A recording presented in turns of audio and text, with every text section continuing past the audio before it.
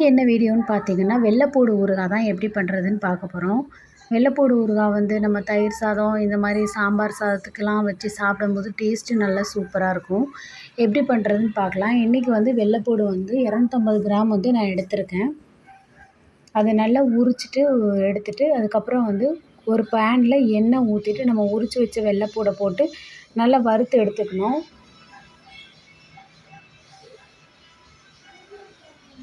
Colour கொஞ்சம் change ஆகட்டும், அது வரைக்கும் நம்ம வறுத்து எடுத்துக்கலாம்.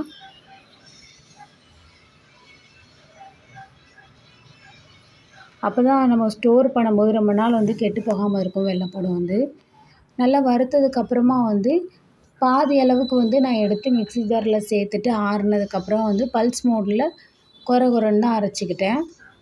ரிமைனிங் உள்ளதை வந்து நான் பிளேட்டில் எடுத்து வச்சுக்கிட்டேன். அப்புறமா ஒரு பாத்திரத்தில் எண்ணெய் ஊற்றி கடுகு போட்டு பொரிஞ்சதுக்கப்புறம் வந்து ஃபஸ்ட்டு நம்ம அந்த அரைச்சி வச்சோம்ல பாதி, அதை வந்து இது கூட ஆட் பண்ணி நல்லா மிக்ஸ் பண்ணி விட்டுக்கலாம்.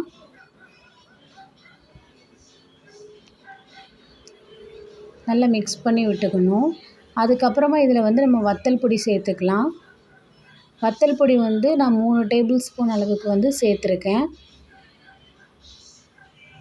இது கூடவே வந்து ஒரு பெரிய லெமன் சைஸ் அளவுக்கு வந்து புளி கரைசல் வந்து சேர்த்துக்கிட்டேன்.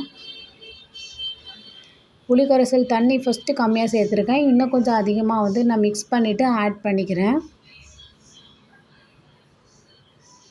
ஆட் பண்ணி விட்டுறலாம். அதுக்கப்புறமா இது கூடவே நம்ம வந்து அந்த ஃபஸ்ட்டு ரோஸ்ட் பண்ணி வச்சுருக்கோம்ல வெள்ளைப்பூடு, அதையுமே இது கூட ஆட் பண்ணி நல்லா மிக்ஸ் பண்ணி விட்டுறலாம். அப்புறமா நம்ம ஊறுகாய் செய்கிறதுக்கு தேவையான அளவுக்கு வந்து உப்பு வந்து ஆட் பண்ணிக்கணும். இது கூட ஆட் பண்ணி நல்லா மிக்ஸ் பண்ணி விட்டுக்கோங்க உப்பையும். தண்ணி கொஞ்சம் பத்தாத மாதிரி இருந்தது, அதனால் தண்ணி கூட கொஞ்சம் நான் சேர்த்துக்கிட்டேன். அதுக்கப்புறமா ஊறுகாய்னாலே நம்ம வந்து கடுகு, வெந்தயம், காயப்பொடி இது எல்லாமே கண்டிப்பாக இருக்கணும். எந்த ஊறுகாய்னாலுமே வந்து அது வந்து ஒரு 3/4 டேபிள் ஸ்பூன் அளவுக்கு கடுகு, 3/4 டேபிள் ஸ்பூன் அளவுக்கு வெந்தயம், இது 2மே நல்லா ரோஸ்ட் பண்ணிவிட்டு காயம், கட்டி பெருங்காயம் இருக்குல்ல, அதையும் ரோஸ்ட்டு பண்ணிவிட்டு இது 3யும் மொத்தமாக மிக்ஸி ஜாரில் போட்டு நல்லா நைஸாக அரைச்சிட்டு அதை வந்து இந்த ஊறுகாய் கூட வந்து நான் ஆட் பண்ணிக்கிட்டேன். ஆட் பண்ணி நல்லா மிக்ஸ் பண்ணி விட்டுட்டு எண்ணெய்லாம் பிரிஞ்சு வரட்டும்.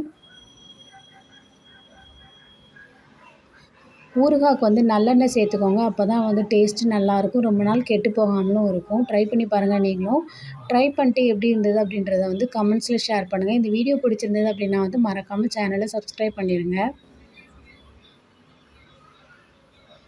தேங்க் யூ ஃபார் வாட்சிங்.